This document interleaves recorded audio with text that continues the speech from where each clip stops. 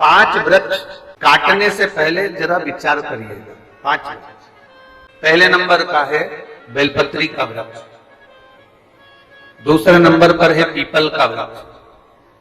तीसरे नंबर पर है वट वृक्ष, चौथे नंबर पर है शमी वृक्ष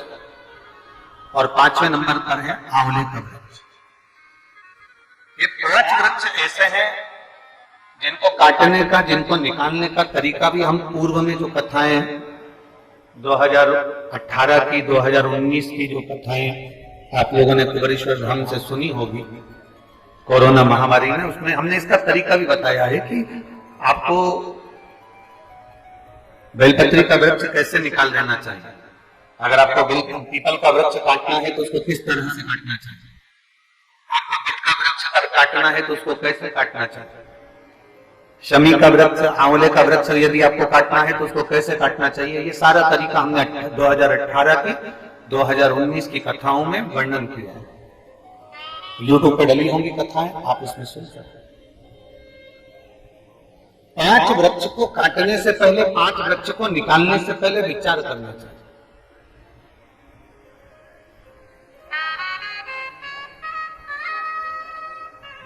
घर का गंदा पानी, घर का बेकार जल अगर पीपल के वृक्ष में जा रहा है, बेलपत्री के वृक्ष में जा रहा है, वट वृक्ष में जा रहा है, आंवले के वृक्ष में जा रहा है, शमी के वृक्ष में जा रहा है, तो वो श्रेष्ठ नहीं है, उसकी श्रेष्ठता नहीं है। यहां तक शिव महापुराण की कथा कहती है, अगर कोई विद्वत ब्राह्मण ने आपको बताया है कि आपके घर में पितृदोष है, कोई विद्वान ब्राह्मण ने बता दिया कि आपके घर में काल सर्प दोष है, कोई विद्वान ब्राह्मण ने बता दिया कि आपके यहाँ पर ये वास्तु दोष है और इस दोष को मिटाना जरूरी है, कोई ने आपको बताया, उस समय पर हमें घबराना नहीं।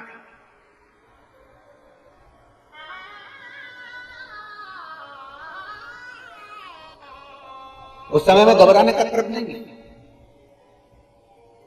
कहते हैं पीपल का जो जल झड़ता है पीपल के वृक्ष से, आप लोगों ने कभी देखा है कि नहीं देखा, वो हमको नहीं मालूम।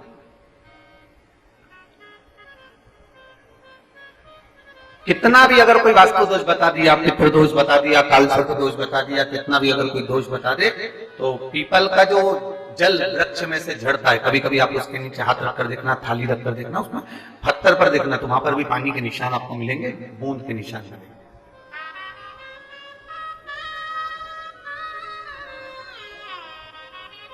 मात्र उस पीपल के वृक्ष के जल की एक बिंदी, एकमात्र बिंदी, शंकर भगवान का जो शिवलिंग है जलाधारी है, चरण है, गणेश कार्तिकी का स्थान है, अशोक सुंदरी का स्थान है, और प्रत्येक जलाधारी में से पानी बीच में से आकर नीचे की ओर गिरता, नीचे की ओर गिरता। आप लोगों के स्मरण में हमने पहले भी बताया कि राइट में किसका स्थान है, गणेश जी का, लेफ्ट में कार्तिक के, बीच में अशोक सुंदरी। ये क्या है, पार्वती जी का हस्त कमल शिवलिंग, और ऊपर से जो जल एक एक बूंद शंकर जी के शिवलिंग पर गिर रहा है, वो शंकर जी की 5 लड़कियां जया, विषहरा, शामलीवारी, दौतली और देव, शंकर जी की 5 लड़कियों में एक एक बूंद पानी शिव जी पर गिरा। जहां जल नीचे गिरता है उस स्थान से जहां तक जल बहकर जा रहा है, उस स्थान तक 33 कोटि देवताओं का स्थान, 33 कोटि देवताओं का स्थान। अब जहां पानी आया, जहां नीचे गिरा, उसके बीच में जो स्थान होता है, आप लोगों ने देखा है कि नहीं देखा, जिनने देखा है जरा हाथ उठाओ।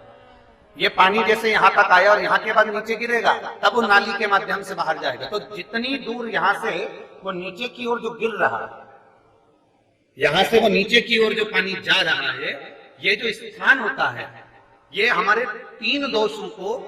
निवारण तुरंत कर देता है। एक हमारा पितृदोष, एक हमारा काल सर्प दोष और एक हमारा वास्तु दोष का निवारण ये तुरंत करता है। और ये तो हमने केवल आपको शिव महापुराण के माध्यम से बताया कि ये 3 दोष का निवारण कर देता है, पर यदि कभी आप ध्यान से लिंग पुराण को पढ़ेंगे, आप यदि लिंग पुराण को पढ़ेंगे और गीता प्रेस गोरखपुर के लिंग पुराण को लाकर यदि आप पढ़ते हैं, या गीता प्रेस गोरखपुर की शिव अंक को भी आप अगर पढ़ेंगे,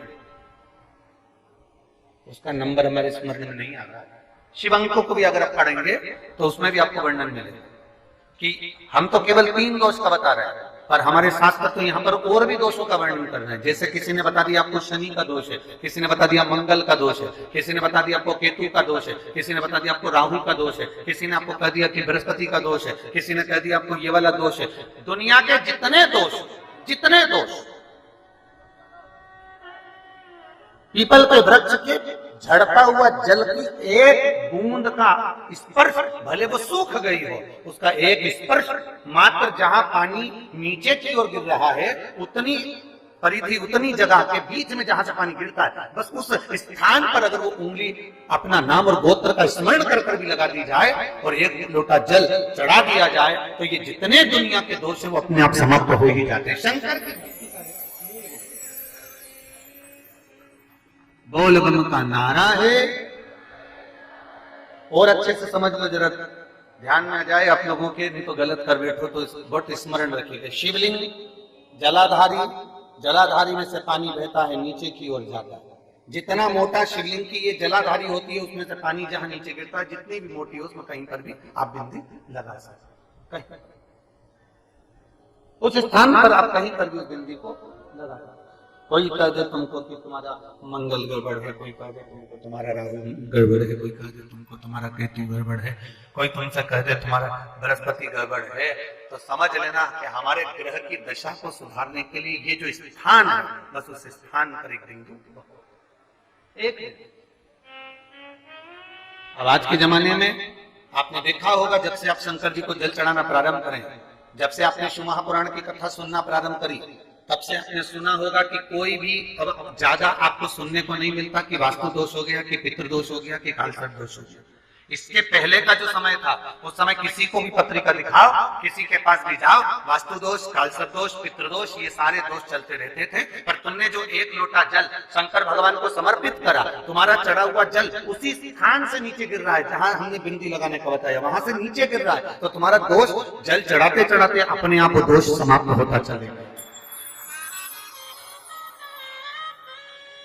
सारी समस्या का हल एक लोटा है। आप तो भगवान शंकर को समर्पित कर रहे हैं, आप भगवान शिव को जो दे रहे हैं उसमें मूलता का भाव अपने धर्म में तेरे ही भरोसे बाबा, तेरे ही भरोसे हवा विच उड़ती जाऊंगी, बाबा डोर